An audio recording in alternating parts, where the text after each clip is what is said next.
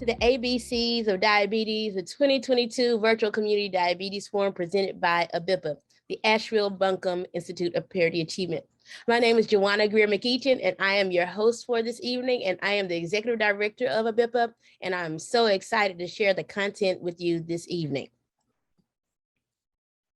So tonight's presentation will be four-part, and we will start with the diabetes nationally and statewide and locally presented by myself.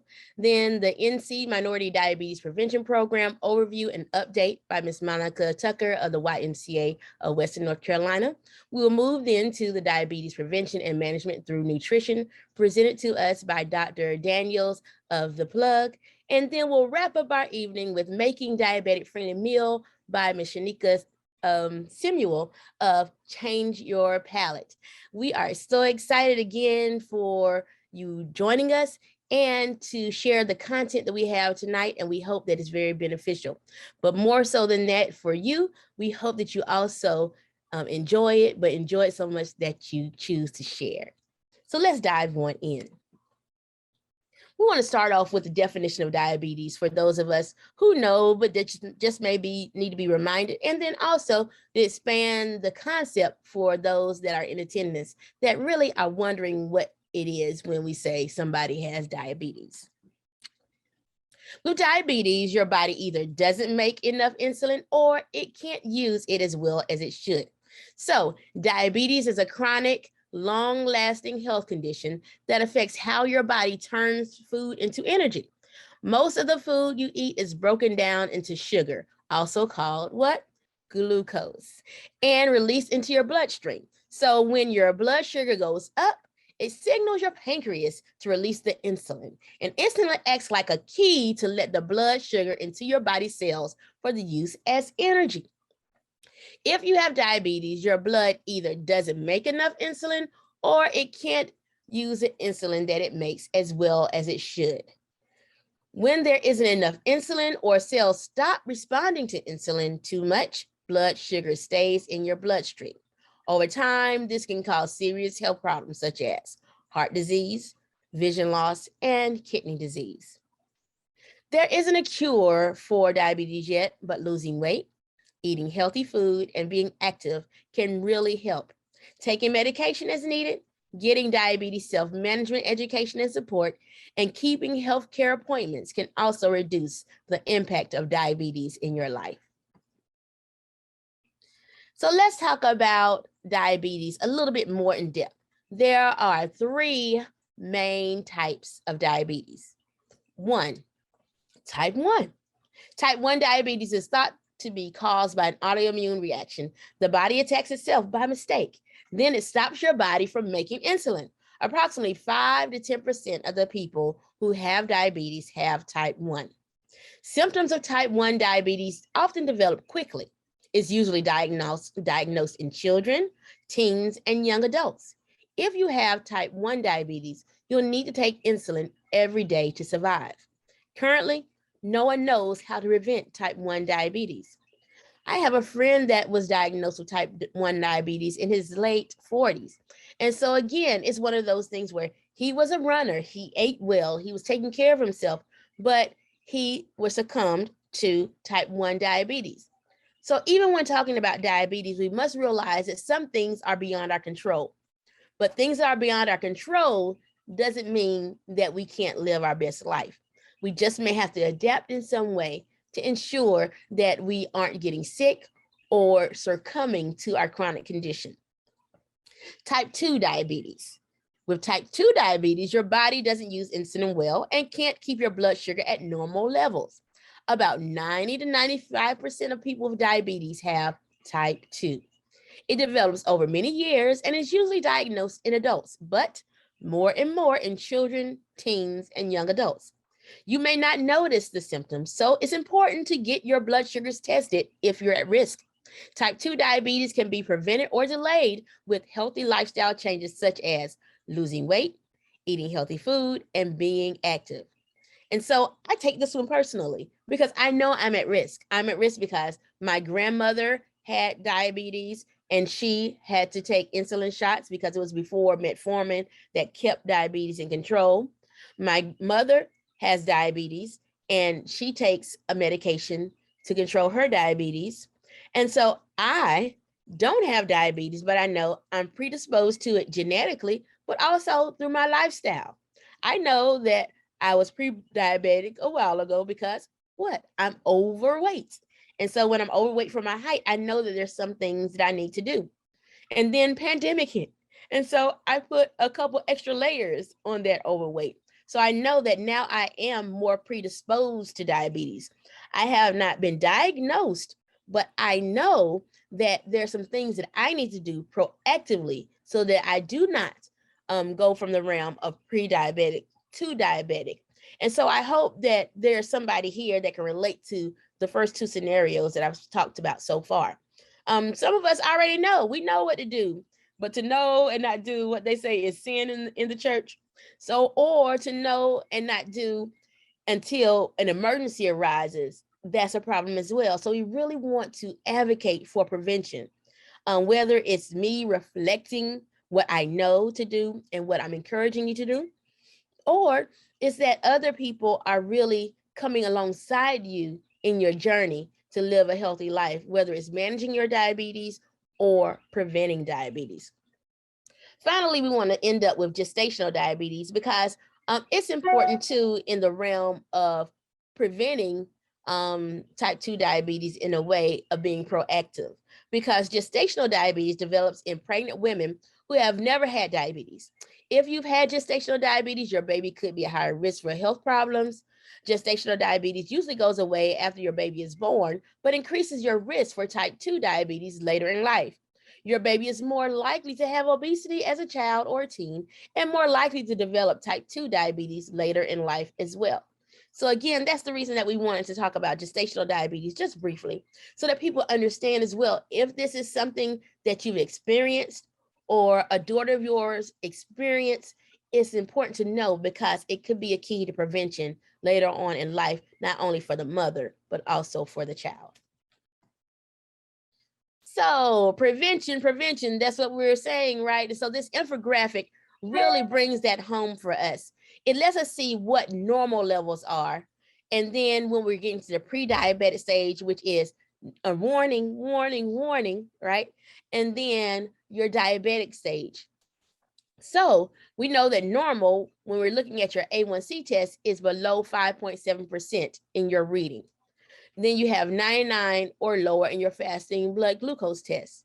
And then your glucose tolerance test is 140 or below. So that's normal. So if that's what you're seeing when you go to your doctor's visits, you're fine. If this is what you see when you do your first screening, you're fine. But if you come in at the warning level of pre-diabetes, of you're taking your A1C test and your reading comes back to 5.7 through 6.4%, your fasting blood sugar test comes back at 100 to 125, and your glucose tolerance test comes in the range of 140 to 199. That is what, everybody? Warning, warning, warning. We need to do something different. We need to get it in control before we cross over to the other side, which is diabetes. And diabetes is you're having your A1C test at 6.5% or more. 126 is your fasting blood glucose sugar test, and your glucose tolerance test is 200 or above. And again, so if we're diabetic, warning, the warning is over. We're there. You know how some people say, my doctor says I have diabetes. If your doctor says you have diabetes, you have diabetes. And if you have diabetes, what are we going to do to manage it so that we keep it at your 6.5, or even in some ways come below it after diagnosis? And we know we can do this all with diet, exercise, and in some cases, we may need some assistance with medications. And this is the reason that we named this session ABCs of Diabetes, is because we want to give you the simple solutions to what we know for diabetes. Also, simple things that we should know and or be reminded of when we're thinking about, one, preventing diabetes and managing diabetes. Another reason for the ABCs of diabetes is something else that I want you to remember. A is for what we just talked about, your A1C. Knowing your A1C is very important. B, What is your blood pressure? Knowing your blood pressure and the range, and if you're in the normal or high blood pressure or hypertension stage, that is important. See your cholesterol. You need to know your cholesterol because, again, all three of these things work in sync to either managing your diabetes or preventing diabetes. So in this case, we want to know as much as we can and understand your numbers, not just knowing your numbers, but understanding your numbers. And so we hope that through this, we are reminded if we've already known, or we're alerted if we didn't know. So let's talk about diabetes nationally. You know, we like to look and see exactly what does this mean in the scheme of things. So let's go to high level. Diabetes nationally, there are over 37.3 million people that have diabetes in the United States. That's over 11% of our population. What's interesting is that 28.7 million people are diagnosed and 28.5 million are adults. But there are 8.5 million people that have diabetes that do not know. And that's over 23% of our American population. That's the reason that knowing what prediabetes is and what we can do preventatively is so important. So this other number is very alarming to me as well. There are 96 million people age 18 years or older that have prediabetes, and that's 38% of our adult population. So that means we have 96 million people that are in that warning stage that could easily be tipped over into the full-blown diabetic stage if they don't have the tools and they don't have the knowledge to know where they stand in their health journey. Also, thinking about prediabetes, we must remember the age factor. 65 years old or older, those that are wise and our elders, 26.4 million of them have prediabetes, and that's over 48% in that age category. So that's why information sessions like this are so important, not just for us that are on here, but for people that we know that we should be trying to support. I've included the infographic here because numbers are good, but visuals are as powerful as well. So when you look at it and you see that 1 in 5 people have diabetes in America, that's astounding. When you look and see that 8 in 10 people that are pre-diabetic don't even know, that's alarming. When we look at $327 billion, yes, that's B with a B, is the impact that diabetes has on medically and financially on people with diabetes, it is alarming. And so sometimes we don't even think about what we can do day to day, but we'll think about our finances. How will it affect you if you succumb to diabetes? And we need to always keep this in perspective. And when we're keeping it in perspective, we're still trying to make sure that we are very cognizant of what pre-diabetes is.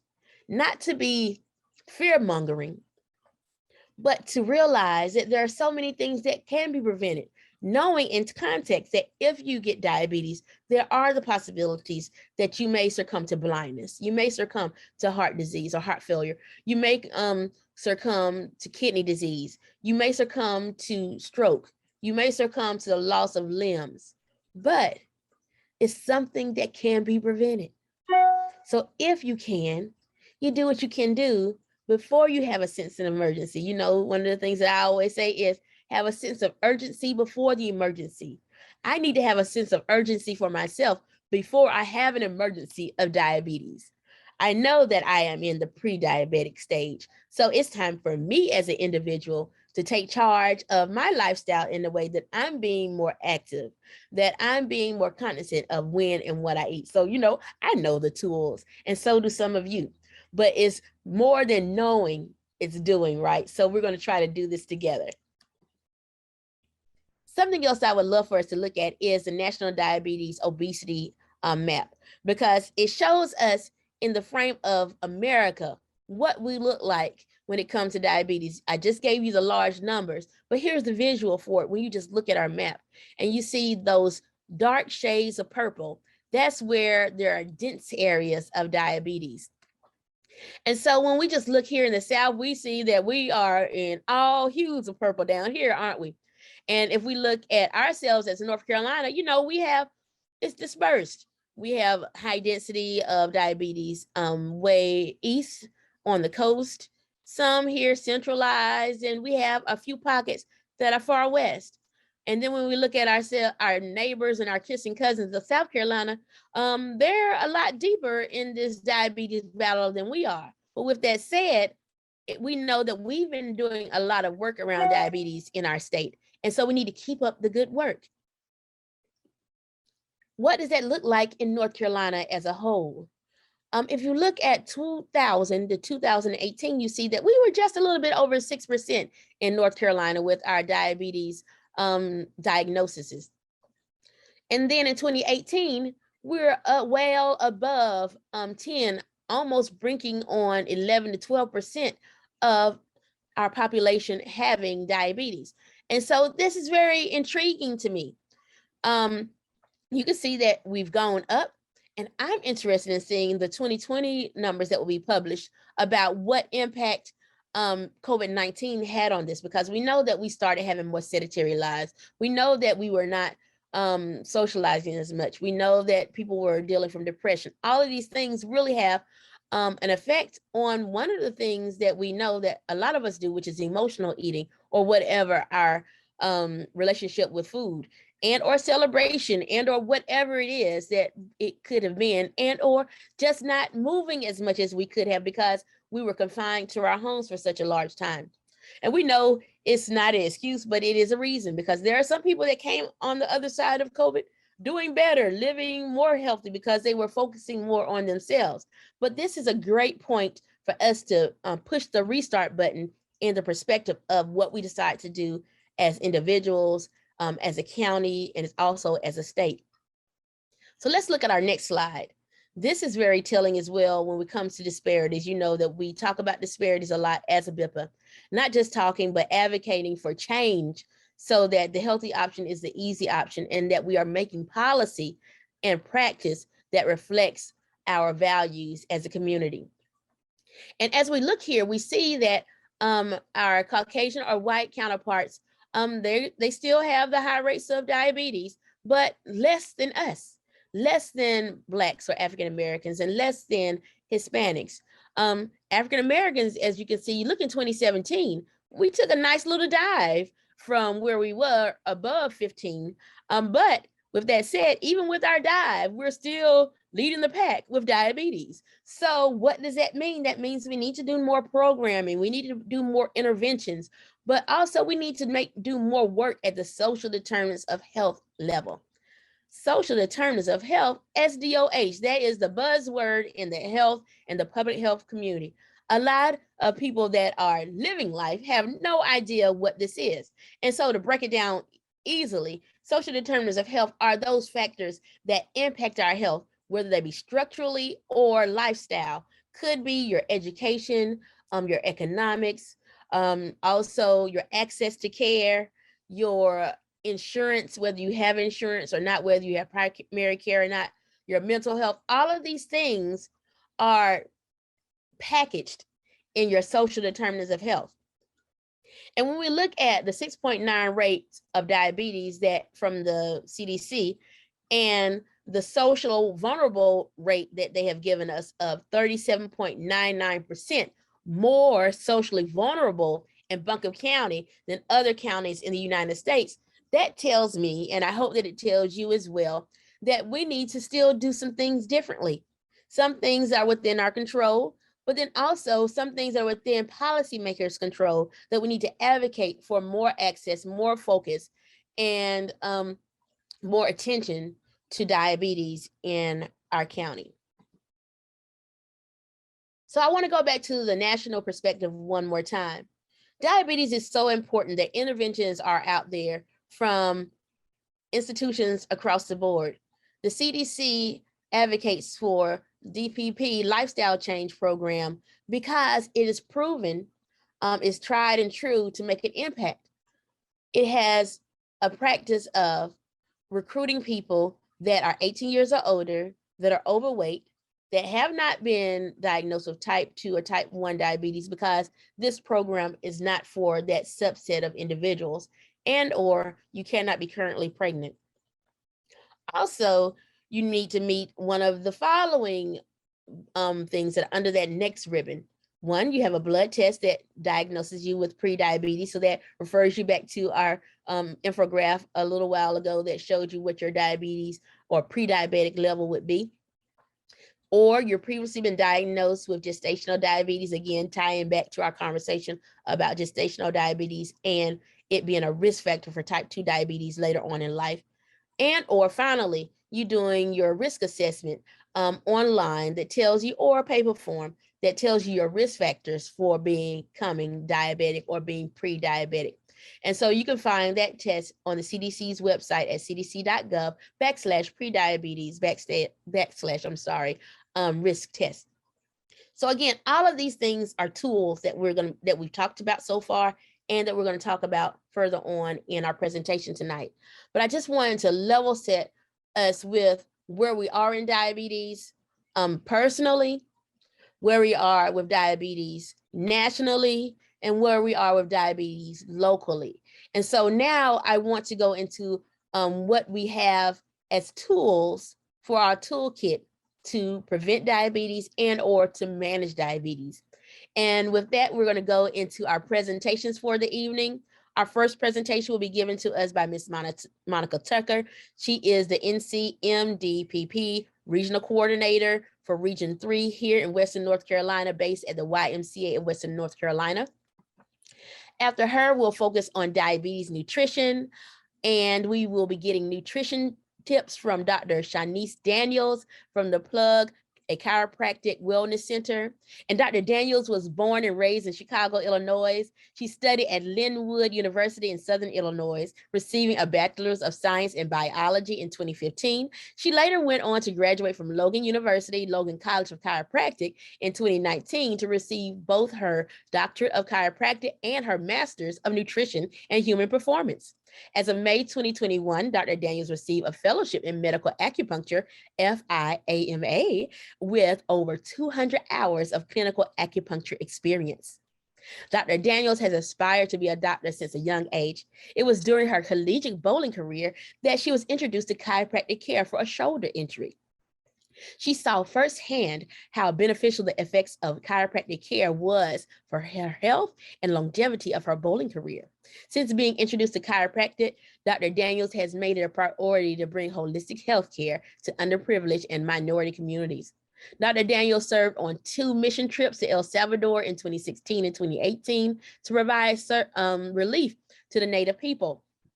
There, she learned how to better serve her patients with education and specific techniques.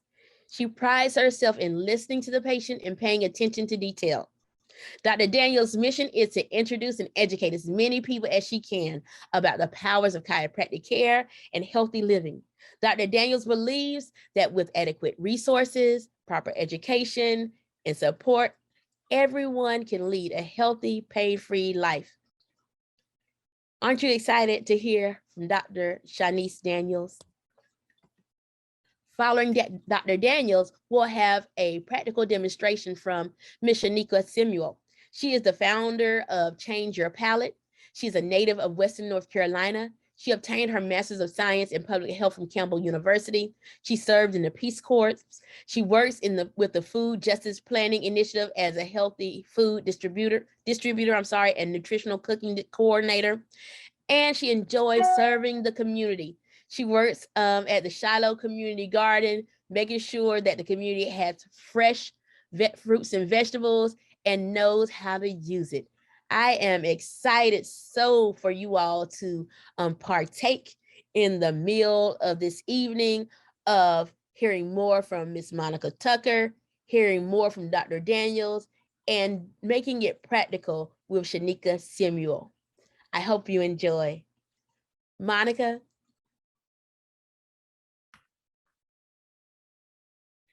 Everybody, my name is Monica Tucker, and I'm the Regional Coordinator for the Minority Diabetes Prevention Program at the YMCA of Western North Carolina. I'm so excited to be here with you all tonight, and a big thank you to Joanna and ABIPA for having us and coordinating this event addressing diabetes and diabetes prevention, such an essential issue for the time. So I'd love to just jump right in and tell you a little bit about MDPP, or the Minority Diabetes Prevention Program at the YMCA.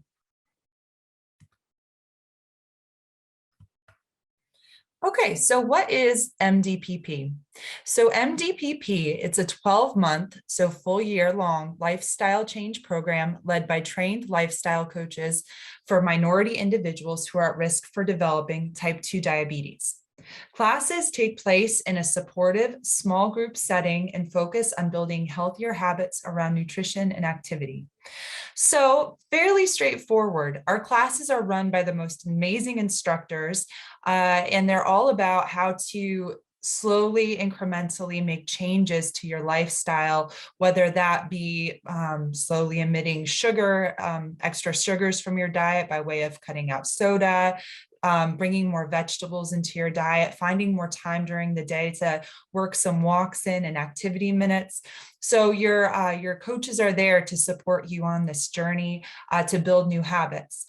And why this program, instead of just knowing you need to make the changes and trying to do it on your own?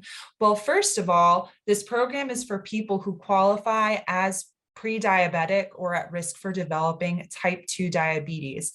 So this program is tailored in approach for people who are facing that extra risk of type 2 diabetes. So our coaches are specifically trained in looking at those risk factors and bringing those risk factors down. The program is specifically aimed at helping individuals lose 5% weight of their weight, and hopefully bringing their A1C down if it's in a pre-diabetic range. So that's the first part of it, is it's a program specifically for people at risk for type 2 diabetes. And the other part of it is that there is this whole accountability factor in this program because you are working with a small group. You're not just trying to do it on your own. You have this accountability factor where you're checking in on other people are checking in on you. You're meeting weekly for the first 14 weeks, then you're meeting bi-weekly. Sorry, I've got a sunbeam directly on my face. Hold on. That should help it. So you're meeting weekly for the first 14 weeks, then you're moving to bi-weekly, so every other week for the next 2 months, and then you're going into monthly sessions for 6 months. So it starts high intensity in the beginning as you're learning these new skills, and then it starts to taper off as you start to become more independent, leading to the monthly check-ins. So that's the basic layout of the program. But one of the things that also sets us apart from other weight loss and diet plans is that this program is totally free. And not only that, but participants are receiving incentives to assist them on their journey. And this includes a free 6-month household YMCA membership once they've been in the program for 3 months and met attendance requirements. We think this is such a special part of our program. Not only are you going to, when you start in the program, once you've been determined eligible as pre-diabetic or at risk for type 2, you're going to start out by getting a package of a body weight scale, water bottle, portion plate, kitchen scale, smaller items that are going to just support you in the specific changes you'll be looking at in the curriculum as you go along. But then once you've been in the program for 3 months and shown that initial commitment, you get this amazing opportunity to be a member with us at the YMCA. And not just you, but we want to serve your whole family. So we're looking at you, another adult within your household, so anyone 21 and above, one additional adult, and then dependents, 21 and younger, and unlimited number of dependents there too. So it's an incredible part of this program that's worked in, and it's 6 months. And then after the 6 month point, we're going to assist you in continuing your membership further if that's something you would like to do. Excuse the big bang. So yes. So let's talk a little bit about our wonderful partners, because we could not here at the YMCA do this by ourselves.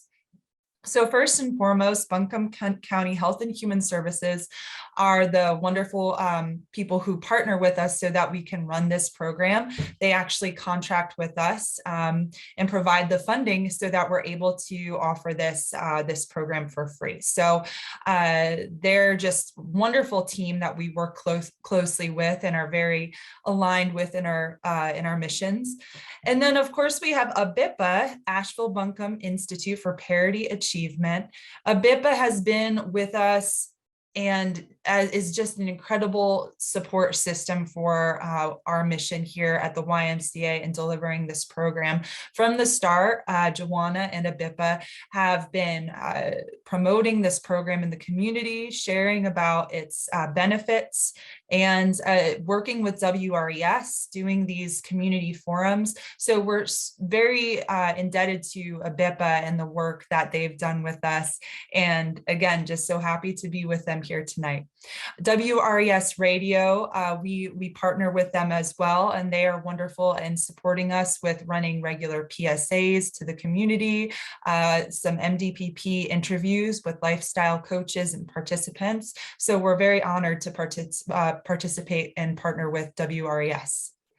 Cooking with Aida is a wonderful partner as well. Aida Ortiz is actually one of our lifestyle coaches.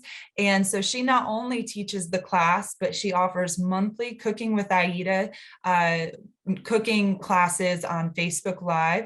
And these classes are available for all of the participants in the program, but also the community as well. And she teaches how to make healthy, nutritious, and delicious meals. And often, you know, just something very simple recipes that are easily attainable, but also fairly unique. You might not have tried them before. So I love her classes. She's an incredible instructor. So that's our list of partners, and we are honored to work with every single one of them. So about our work in action. This year we're starting right now is our 5th year. So we're coming to the end of our 4th year in May, which is just amazing. And at this point, we will have had 316 people having gone through the program, which is just astounding considering that 2 of the years we've been doing this has been in the middle of a pandemic. So I see that as a huge success, especially because 316 is probably, it's how many people we've put through the program, but it's actually not an accurate reflection of how many people have been impacted by the program. Because I'd like you to imagine for every one of those 316 people that have gone through the program, that at least 1 or 2 more individuals have been touched by that program. Because people who are in the program, they're bringing that information and that lifestyle change and those habits directly back into their household, directly back into their family. So especially if they're the ones who are cooking for the family, they're trying out the new recipes. They're maybe encouraging their family to come on walks with them, to go to the park more. They're just starting to bring that whole lifestyle change into their family, into their friend circle, and into their community. So MDPP is beautiful in that it creates a ripple effect. So we see often that, you know, the kids of people participating are often peeking in on the Zoom calls, or are coming with them to pick up incentives, or joining them at the Y for a day when they're working out once their membership is active. So these are not just habits that are set in motion for the people directly participating, but also for everyone who's surrounding them and seeing the positive changes it's making in their life. And one thing that I encourage you to do if you're thinking about taking this program is pull in one of your friends, pull in someone from your family who might also be at risk, because people who do it together seem to go the furthest distance and have the most success, because there's an extra accountability level there where you know someone else in the program and you're working together to make those changes. So during the many setbacks of the COVID-19 pandemic, our program continued to support individuals virtually during a time of great upheaval. So we moved from in-person classes to pivot to do them entirely virtual. And despite that pivot, which left all of the instructors and participants suddenly trying to figure out how to use Zoom and how to do breakout rooms and how to share presentations, all in this virtual world, which many of us now are very used to and acclimated to. But at that time, it was just completely new to most of us. So despite that big change, we lost barely any people in the program that first year, 2020. And not only that, we saw people rising up to support each other in ways that went beyond the scope of the program. People were bringing food to each other's families who were struck down by COVID, or offering resources to people who lost a job perhaps. So there was this additional support system and network that really came together through the dark times of the pandemic. So that was the silver lining. There was it was harder in the aspect that it was all virtual, but it also showed how tight-knit the community could be and how much the members in the participants in the program really grew to care about each other. So that's just been a really beautiful part to witness in the program. And so even with the challenges faced, our 2020 class participants went on to lose a combined total of 740 pounds. I mean, what do I even say about that? That is a huge number. That is just an outstanding accomplishment for the people who went through that program and were able to still lose weight despite the stress, despite the trauma and the many effects of the pandemic, which for many people meant they were, for pretty much all of us, meant we were quarantined for a while at home with that refrigerator, those cabinets there full of food. Maybe we're stress eating at the same time. A lot of the participants found greater motivation to meet their goals, to find success, because the class ended up being this place they could turn to during their hard times, in this place that was a bright spot in their day during the pandemic. So we're thrilled to have seen that is the number that came out from the last year. And we know that number is going to be this year's class. Again, we're going to see more outstanding weight loss and into the future. It's just an incredible curriculum, incredible program, clearly producing amazing results. So this next year, we're starting new classes as early as June. Classes will start all the way up until September 9th. And this time classes will be a combination of hybrid as well as virtual. And the reason for that is that we do believe there's immense value in seeing each other face to face and having that energy of the in-person experience. At the same time, we recognize that we are not maybe totally out of the weeds of COVID yet. There are still people that are at risk and high risk. So we are always going to keep that virtual option. So another positive thing that came out of a dark time of the pandemic was bringing that virtual option where perhaps the class wasn't attainable to someone previously because they didn't have a car to drive to the in-person sessions, or are just getting out of their job right when the class starts. So it was a timing thing. So we are keeping it accessible by always offering the virtual option, but then some of the classes will also meet at the YMCA to provide that touch base, that face-to-face interaction, and possibly some fun group activities right together, and embracing hopefully being back in person after these waves of COVID have hit us. So just a little bit more about the YMCA member benefits, because of course the 6-month household membership incentive, it's more than some people might think. So some people see the YMCA as just this place you can go swim, or you can go to the gym. It's a swim and gym.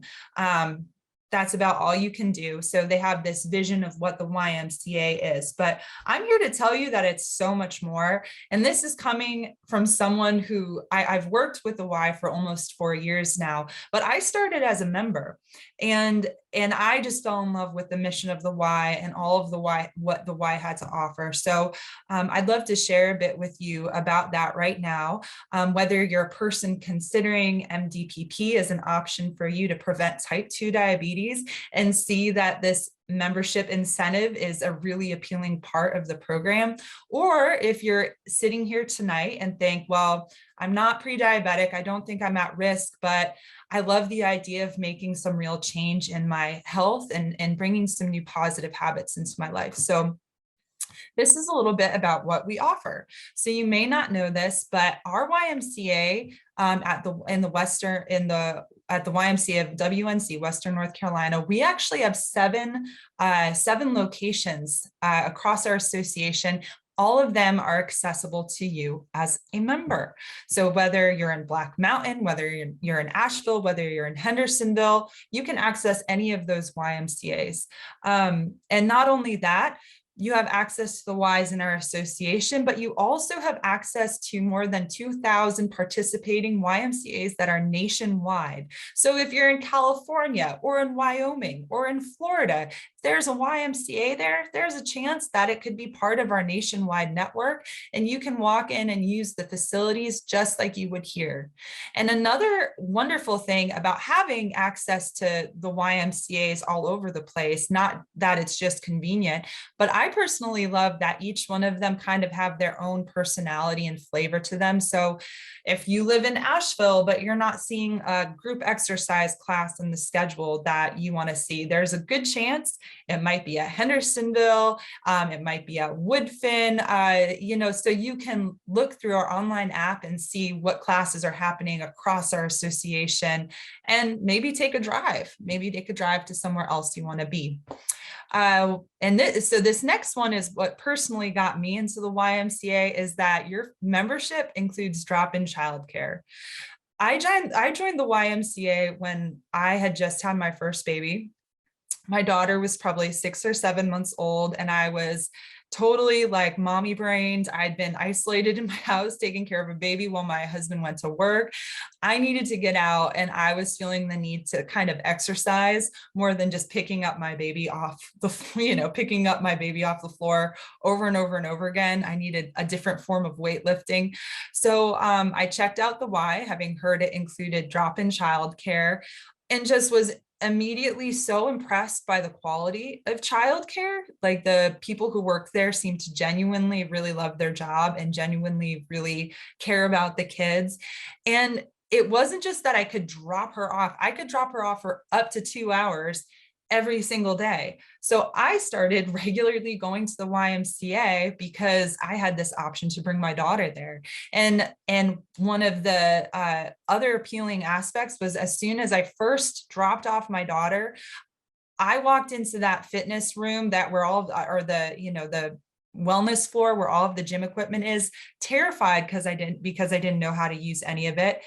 Immediately, a healthy living coach approached me, one of whom is always on the fitness wellness floor, and said, well, can I sign you up for a coaching connection? We could do one right now. Well, what is a coaching connection? How much does it cost? Oh, it's free. You're a member. Oh, we just sign up and I'll show you how to use the machines. What do you want to work on? Legs, arms?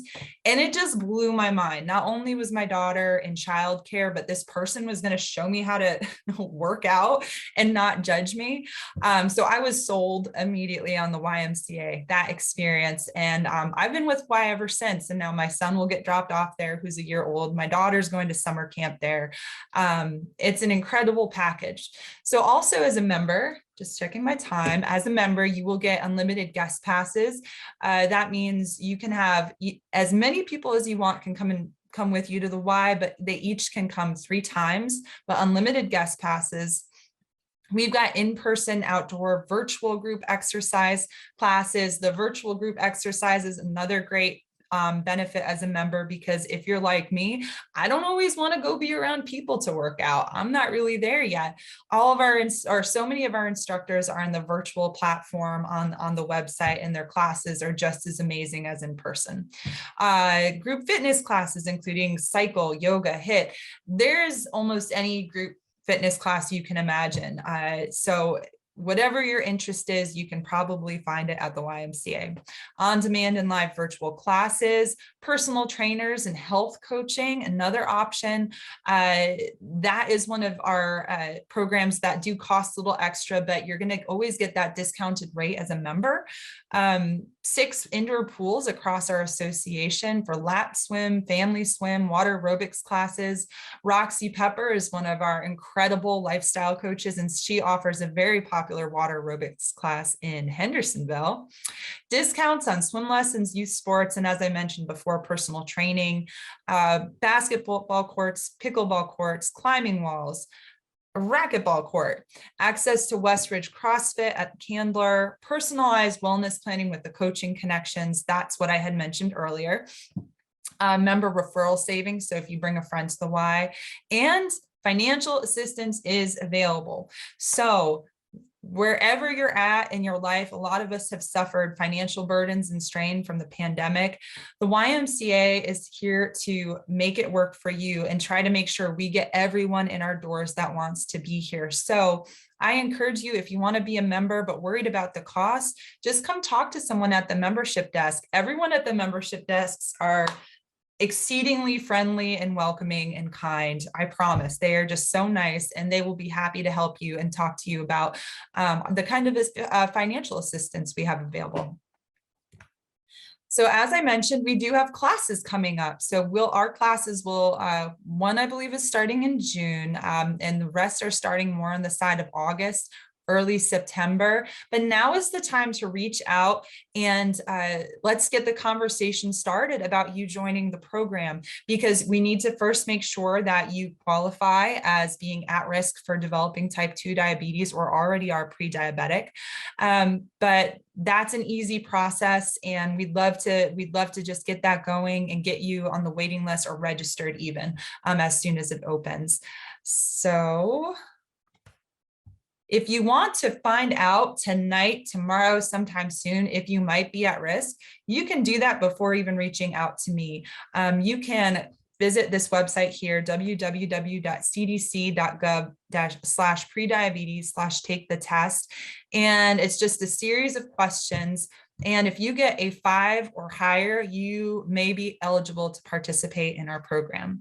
So that's a quick way to find out. And then if you want to just learn more or have me go through that test with you, please reach out. I'm a friendly person. I'd love to talk to you anytime. You can contact me at mtucker@ymcawnc.org or 828-209-9617. Or if you know Joanna, reach out to her. She can get you in touch with me. Or if you know of any of our lifestyle coaches, same deal. We'll just take that test, talk about the program, and I'm happy to answer any questions you may have. But anyhow, thank you so much for listening. Thank you so much for your time. It's a pleasure to be here. Such an important topic. And thank you again to Joanna and ABIPA for hosting this community forum on preventing diabetes. Thank you.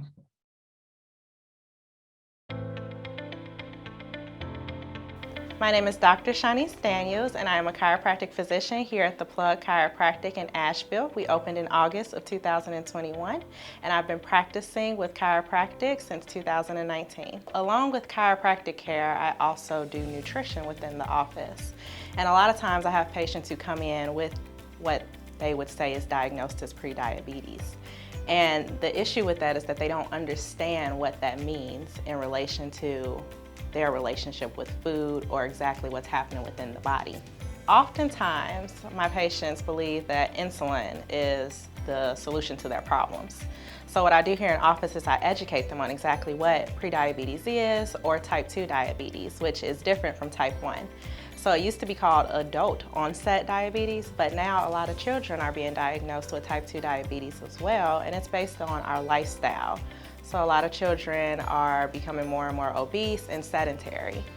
And those are all lifestyle factors. So what I educate them on is how can we lessen the amount of sugar that is essentially in our blood, so the glucose. And I teach them on what foods have the glucose, what foods they can eat plenty of and what they should be staying away from. So most commonly, my patient population is women. And most of the times I see women from late 20s all the way to their early 50s. More recently, I'm starting to see men who come in with prediabetes or full-blown, type 2 diabetes. And oftentimes, these are people who are working from home, they're not really out a lot, so they don't do much activity for the most part, or they're just super duper stressed. So my women have, multiple children, they're also head of the household, and they allow other realms of their life to take over their health care. So first and foremost, we have to go through a little bit of an education process. So I want them to learn about diabetes. I want them to learn about the food that they consume and what the food is doing within their body. But the best advice I can give is to take it step by step. You're not going to change things overnight, right? It's going to take a little bit of time for us to do something and it have an effect on the blood sugar. So what I first tell them to do is work on cooking and eating at home. So that's going to keep you away from fast foods that are loaded with all, the sugars and the bad carbs and the bad fats. If they can cook their food at home, that's a great step in the right direction. And then next, I tell them to get moving, any type of moving possible that they can do, because we know that obesity is linked to diabetes. So we want to make sure that we are in a good, healthy weight. So the number one thing you can do as a preventative measure for diabetes is one, to go to your annual checkups every single year. You need to know where your numbers are at to even think about whether or not you're pre-diabetic or have diabetes, or whatever you need to do to make sure that you don't get to that point. But let's say that you have been going and you do find out that, hey, I am pre-diabetic or I am diabetic completely. What we need to do is ensure that we change our diet and we change our lifestyle, because lifestyle factors play a huge role in type 2 diabetes. So for the pre-diabetic, of course you want to limit your diet completely to make sure that you aren't consuming heavy sugars, a lot of carbs, animal fats. You want to make sure that you're eating a diet that is low in inflammation. So an anti-inflammatory diet with good fats like avocados, olive oils, things of that nature. Fish, you want to stay away from the fatty beefs like corned beef, red meat, and really try to limit the amount of animal fat that you get and switch more so towards plant-based. If you are diabetic, of course you want to constantly check your numbers, but one thing that I must say, which is another myth, is I have some patients who are actually diabetic and they check their numbers right after they eat and they're just blown away, like, this is so high. Of course it is, because you just ate a meal, so your body has glucose in its blood sugar. So you want to wait a couple of hours before you check those numbers, definitely, so you don't give yourself a scare or your primary care physician. So prevention is key, and that's going to be key in many conditions and diseases and disorders, but especially when it comes to diabetes or pre-diabetes. If we can catch it in that early stage, we can definitely make some changes in our lifestyle to combat it. But if we continue to live the same life full of fats, full of sugars, high carbs, no exercise or activity, that can just lead to other chronic conditions that can cause detrimental issues with your health. So the goal here is to really catch diabetes or pre-diabetes at the onset very early on and do everything that we can to prevent it from progressing. So we want to make sure that we know what our levels are. We want to make sure that we're checking our diet, paying attention to what we're putting into our body, and being active and getting outside and making sure that we do everything in our power to prevent it from moving forward. So putting all of this into practice would look like having a plate that has protein and a lot of vegetables and a lot of fruits and low on carbs. But when you're thinking about what foods you should put on that plate or that you should consume, one practical thing that you can do is look at labels. So what I'm going to show you here with the labels is how to figure out exactly what the nutritional value is in the food. So if we take, for instance, coffee creamer. If you look here, it shows you the amount of calories, how many fats, the carbs and the protein, but this is all for one serving. So be very careful, because you can't just overload how much of this creamer you utilize and think that that's the nutritional value that you are getting. This is per one serving of creamer. Now, what I want you to focus here when we talk about carbs and sugars is the total carbohydrates, the dietary fiber, and the total sugars. To get your total carb count, you're going to subtract the amount of fiber from the carbs, and that is what your carbs is. So just because it says something different sometimes, you have to make sure you do that little equation to know exactly how much carbs you're getting from there. Something else you want to pay attention to is the actual ingredients. A lot of things say that there are no sugar in them, but you'll have ingredients such as sucralose, dextrose. Those are other names for sugar. And I want you to keep in mind that sugar doesn't just come from sugar sources, it also comes from carbs when it's broken down in the body. Another example I have here are these nut and seed crackers, which would be a more healthier option for crackers. And really what you look at here is the ingredient list, and you see that it's very short, and it's all full of these tangible food items, and food items that you know what they are. So there aren't any other names that you wouldn't have to go look up, so you know exactly what's being put into your body. It's important to have items like this for snacking in case you just have to eat something right here and now. We don't want to say starve yourself, but we want to make sure that you're eating something that has a little bit more nutritional value. So wherever you are on your healthcare journey, it's very important that you make preventative healthcare an important piece. It's important to know where you are, where you stand, and what you need to do to get to the next healthcare goal of yours. So all in all, you want to make sure that you have a team, not just one person. You need different people to hold you accountable and also provide you with all of the tools that you need to be successful on your health journey.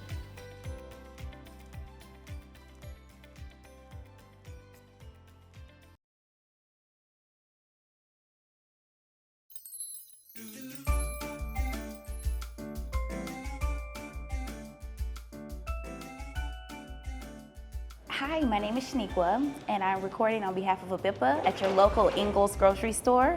We are using this diabetic soul food cookbook. Has lots of fun and simple recipes inside. It was approved by the American Diabetes Association. Today, I want to cook a quick chicken Creole dish. It doesn't require much ingredients. It does not take much time, and I've got my buggy so that we can head to the produce. So this recipe requires a lot of fresh ingredients, and I want to go ahead and pick out my garlic because I see it right here on the left.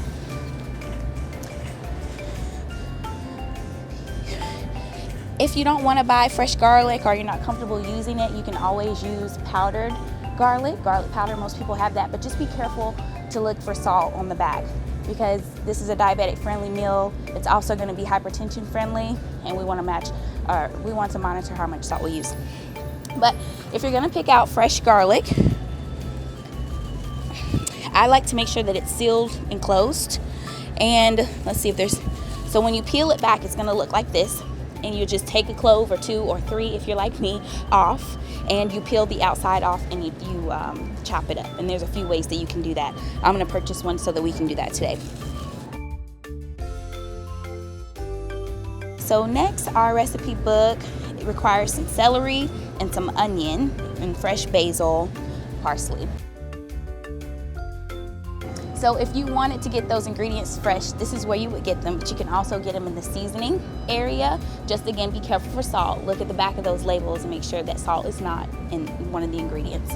But for the sake of this video, I am gonna go ahead and purchase some basil, fresh basil. This is what it looks like. And you can always dry this at home and chop it up later and put it in your own seasoning bottle, preferably a glass bottle, not plastic. I'm looking for celery. I see celery over here. Celery has a variety of price differences, but cost-effective price, we're just gonna get the one that's $1.68. We're not gonna use all of this celery for our recipe. We'll probably only use 1 or 2 of these And the rest of it, if you want, if you're like me and you like garlic, onion, and celery in most of your dishes, you can chop it all up in a food processor or by hand and freeze it. You could even freeze it in ice cubes, use an ice tray, and then when you're ready for it, you just pop that and saute it. The best way to use this is to chop it up and freeze it if you're not going to use it all, or have it with some peanut butter like I do sometimes. So we have a variety of onions to choose from. Red onions, because of the hue of them, are going to give you the most benefits out of them, and it's going to add a nice color to your dish. But these sweet yellow onions are nice to have as well. But because I'm into color today, when I'm choosing the ingredients for this dish, I'm going to choose a purple onion, but I'm also going to be picky about which onion I choose too. Just like the garlic, I want an onion that is completely closed with all of its layers on here. I don't want it to be bruised or dented or have any slits in it as if it were tampered with. Okay, so now we'll get our chicken. When I grocery shop, I always start with the produce first. Just makes me feel good. But I like to start with whole food first. So we'll go next to meat, we'll get our chicken. We'll spend a little bit of time there deciding which pack of chicken, and then we'll go into the middle aisle and get our final ingredients and head out. That'll be it. For this dish, we want to use chicken breasts or chicken strips. So I'm tempted to look at this. Why? Because the label, right, it's nice. It says Harvest on it. Before I look at the price, I'm going to just look at the quality of the meat, and I'm going to see what other options I might have. Looks like they usually have an option, but we don't have one there. So we have this, and then we have these up here to choose from.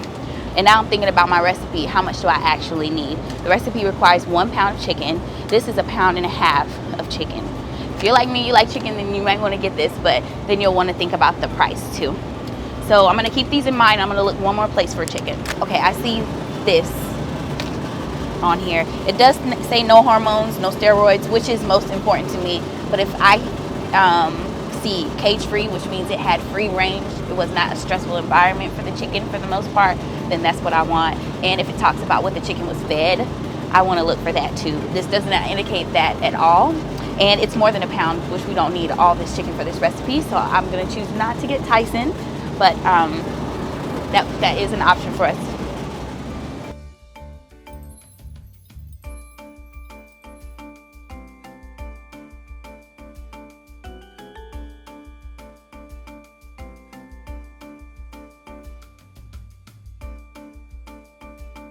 So I do need to get some oil. I like avocado oil. Avocado is a great fat for anyone to have. You want to be careful how much saturated fat you have. This is avocado in its natural state is saturated, and this is unsaturated. But there are lots of good vitamins in avocado oil.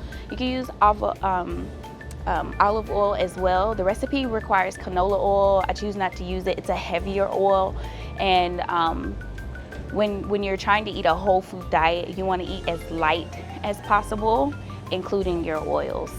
So I'm choosing avocado for personal preference, but use whatever you have. If you have vegetable oil at home, use that. I just would not recommend using bacon fat, although it tastes great.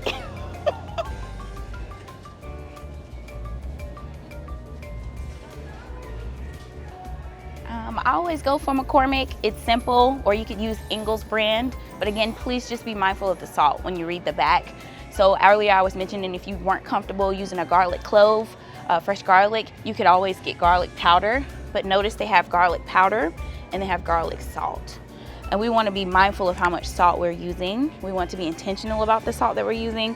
So I'm just going to read the garlic powder to make sure that it's only garlic on here.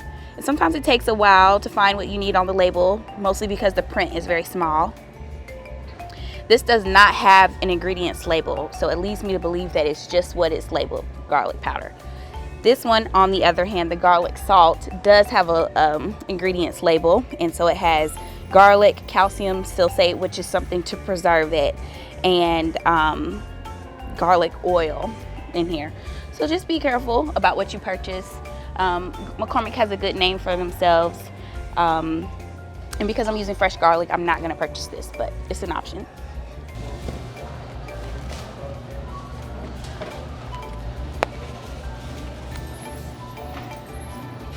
All right, we got all our ingredients. We're gonna head to the kitchen and cook our Creole chicken dish.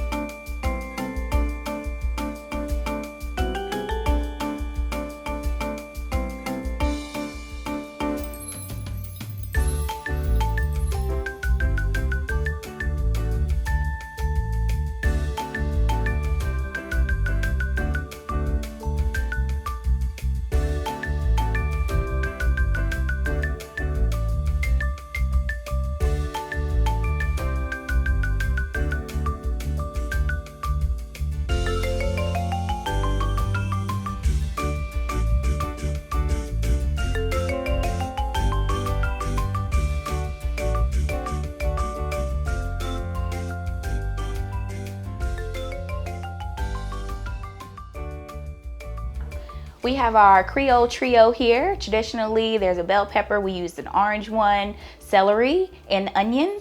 It adds beautiful vibrancy to the plate. You always want to make sure that you have a wholesome plate. You want half your plate to be vegetables. You want a quarter of it to be your starch, and then a quarter of it to be about a fist size full of protein. And another thing about garlic, I love using freeze-dried garlic. There's no salt in here, and like I said, garlic can't hurt you. It can only help to have a little bit more garlic, and so you could use this, and this lasts for, it has a long storage life. Now we're going to transition to our chicken. It's already been cleaned. We're going to chop it and season it, get ready for a saute. All right, so now we're going to start to prepare our chicken. Chop it. The recipe intentionally asks for us to choose boneless, skinless chicken. We're watching our fat. So when we were in Ingles, you notice I took a little bit of time to choose which chicken that I want. Of course, you want to look at the chicken. You don't want it to be dark in color. You want it to be this nice pale color. And we needed to get skinless, boneless chicken because this is a low-fat dish. This meal, one serving, is only 110 calories, which is really, really good for a meal. Chicken is versatile. You can use chicken for any recipe and it will turn out great. And I'm intentionally cutting it small so that it will cook faster and it will be bite-sized, so you don't have to cut any more once you have it on your plate. And this is the tenderloin, but you could have chosen the chicken breast as well. Sometimes I hesitate to get the tenderloin because it has this gristle in there and that bothers me when I cut it, but we're just going to cut around it. It's going to be okay. But usually the chicken breast does not have that piece, if that's something that bothers you too. All right, we have our chopped chicken. We're going to go ahead and season that. As I mentioned before, I'm not going to put salt until the dish is done, and then we can be intentional about how much salt we have in our food. The recipe requires a tablespoon of oil. I'm going to put just a little bit on my chicken so that my seasonings stick to it. Not much, just kind of a splash, and we'll use the rest of it when we saute. And this is the avocado oil. If you have vegetable oil, you can use that, or olive oil, you can use that as well, but this is my preference. Avocado oil has lots of great health benefits. This is the parsley. And depending on your spice level, I like my food spicy. Creole dishes are traditionally a little spicy, so we're using some hot pepper flakes. I'm just going to massage these together. I love the contrast in color. And as I said, you could do this the day before if you wanted to.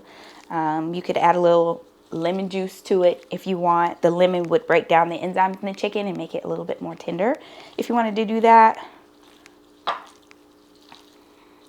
And now we're getting ready to saute our vegetables so that we can add our Creole chicken. Growing up, I would see some family members cook and they'd splash a little bit of water in the oil to see if it was hot. But I'm not doing that today.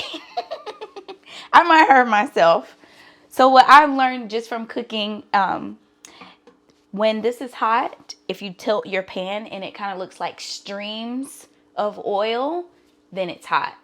You don't want to wait for it to start smoking or popping before you know it's hot.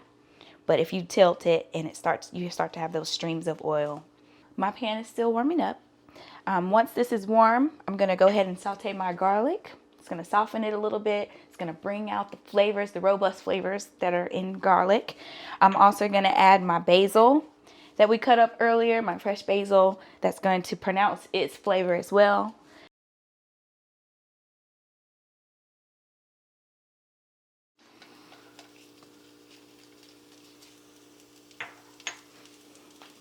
Our trio.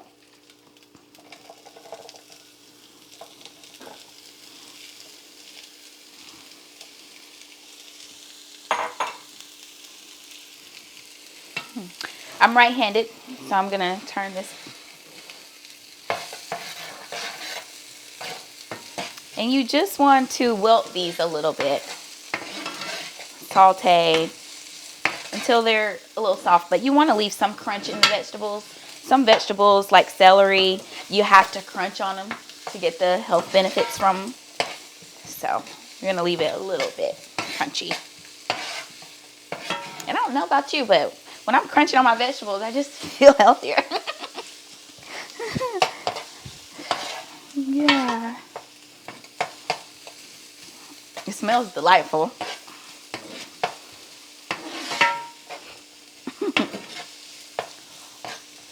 And the colors, so pretty.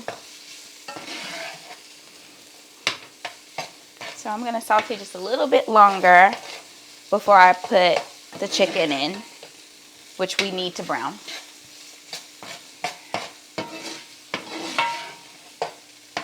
So I mentioned the Food Justice Planning Initiative. Food Justice Planning Initiative will soon be a legal entity under the Regional Food Council. They have 6 strategy areas. I currently am coordinator for healthy food distribution and nutrition cooking education. We're still working on the foundation of it, but the goal is to provide sustainable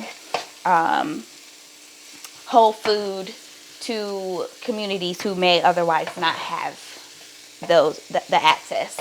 As you know, sometimes you go into a food pantry and the food that you get is processed because it's donated. But we want to be intentional about collaborating with our farmers. Our fiscal sponsor is the Organic Grower School.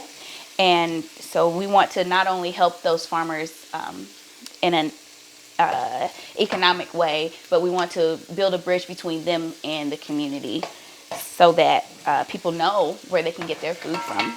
And hopefully we will begin some gleaning processes as well. But we have our meetings monthly, and you could always contact Joanna to get my contact information, and I'll be glad to talk to you more about the Food Justice Planning Initiative and the goals that we have, or when you can come to any of the strategy area meetings.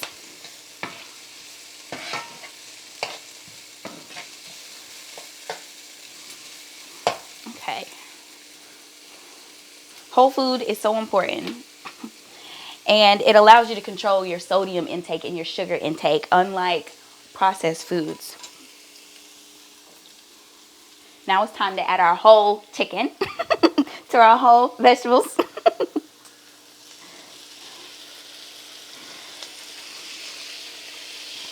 Processed food, sometimes it has chemicals in it, and you have to be so careful with processed foods that say no this and no that, because what are they replacing it with? For instance, something might say no sugar, but then it has aspartame in it, and aspartame isn't good for anybody. Or it will say no sugar added. But what you don't think about is no sugar added doesn't mean there isn't any sugar to begin with. So you want to just be careful with your labels, especially. But sticking to whole food can help you avoid all of that. So I'm going to let this chicken brown for a little bit. We'll check on it in a minute. While that's cooking, I want to show you our final 2 ingredients. This recipe requires tomato sauce, and I intentionally chose tomato sauce with no salt added. Now, if tomatoes were traditionally something salty that you eat anyway, then I'd be a little bit more concerned about how much original salt was in here. But tomatoes aren't naturally salty. They have a more of an umami taste, savory taste, but not salty.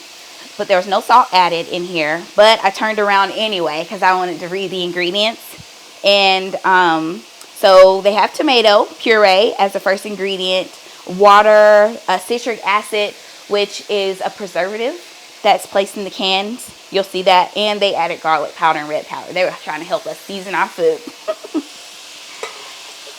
And I've just put that in this bowl we'll use as a final. This recipe also required diced tomatoes. You could have used fresh tomatoes, but this recipe specifically asked for the diced tomatoes and wants the juice.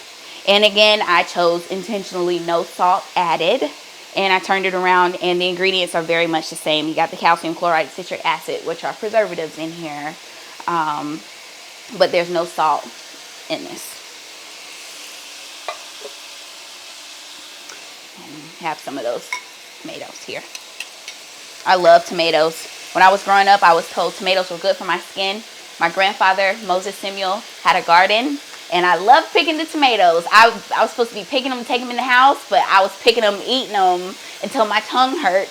If you've ever had fresh tomatoes right out of the garden, then you know that it's kind of like eating a pineapple, and your tongue can become irritated after eating so much. But I didn't care. I just ate it till my tongue hurt. I love tomatoes, and they told me it was great for my skin, and I think that it kind of worked out.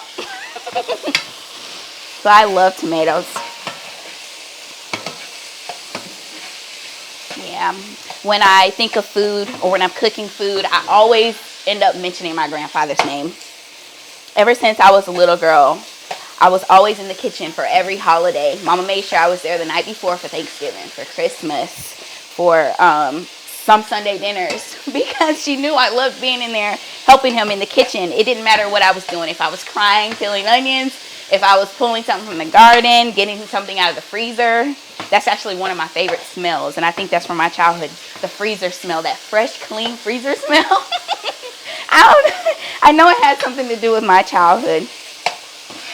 But yes, Moses Samuel, he loved to cook, he loved to serve. I miss him. This chicken is almost done. Take your time when you cook chicken. You want to make sure it's done all the way to the middle. Even if that means you have to cut in between a little bit. So I'm going to do that for us now. Oh, it's so tender. Just cut right apart. But it's still a little pink in the middle. So we're going to keep sauteing. But it's almost done. All these colors are so nice. It excites me. I love for my food to be colorful. Makes me want to eat it. You know? Makes me want to share it. For your food to be colorful, it doesn't always have to be a salad. It can be a nice saute like this one. And I hope for all my Haitian friends that I've done a service to you by recreating this Creole dish. All my Haitian friends. Okay. So since my chicken is just almost done, it's like that almost done, I'm going to add the tomatoes. And I see that I have a little bit of the shell from the garlic in here. I'm going to take that out. Tomatoes. And the recipe does want you to add the juice. And tomato sauce.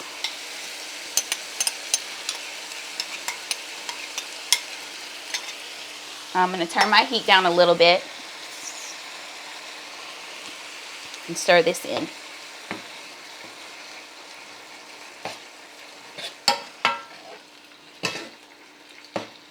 We're almost done. I'm gonna check my chicken again in the middle, just chopping it, and that is done. So here I have about 1/4 teaspoon of salt. I choose garlic salt. I love garlic. So I'm gonna sprinkle that in here.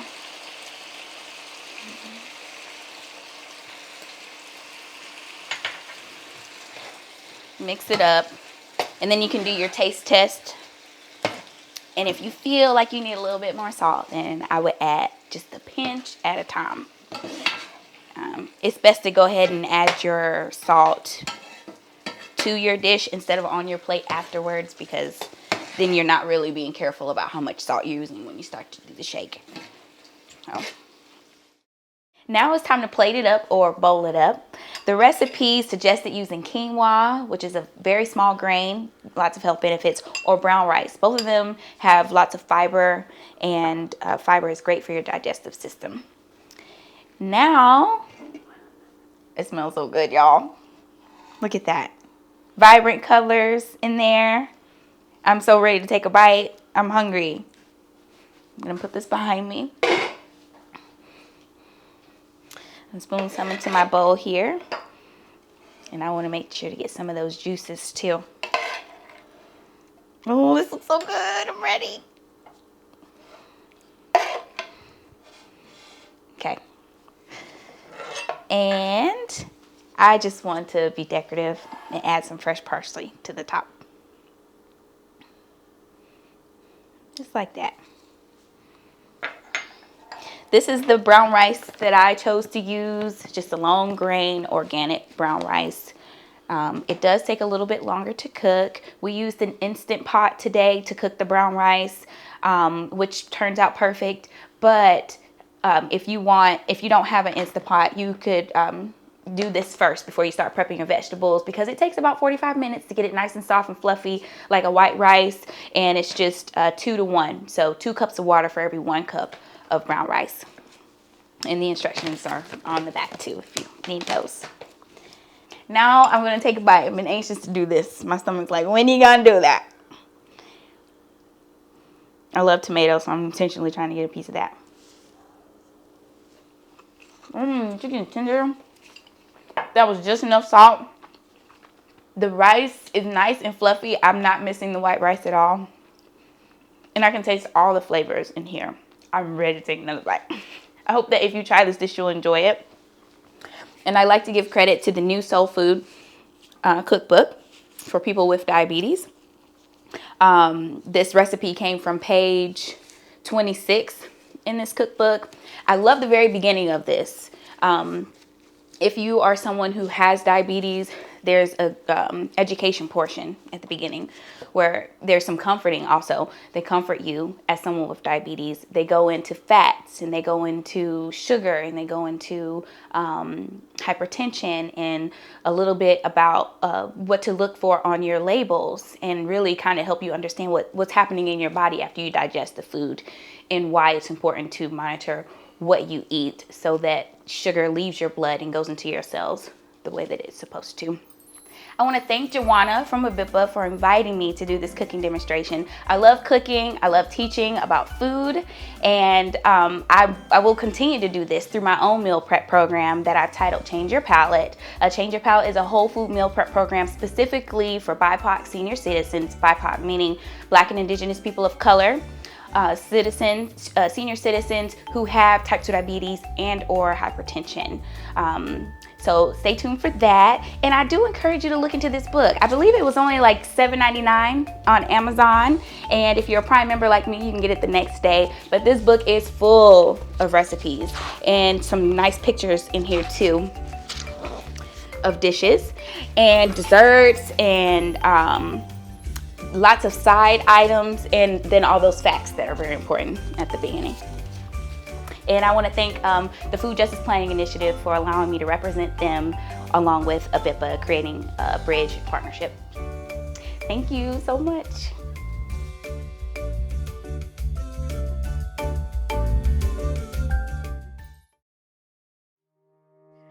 Thank you so much for joining us. Whether it's a BIPA, the YMCA of Western North Carolina, the Plug, a chiropractic wellness center, or Change Your Palate, we hope you connected with something that you can use, but not only that you can use, that you're willing to share with someone else. We have our contact information here, so if you're interested in finding more about programming or how to contact one of the presenters tonight, please utilize this information. But we really implore you to not only take it in, but to share it. Look at our Facebook page, like us and follow us so that you can get more information like this on an ongoing basis, and so that you can plug into our next presentation. Thank you again for joining us, and we hope that you are able to live your best life.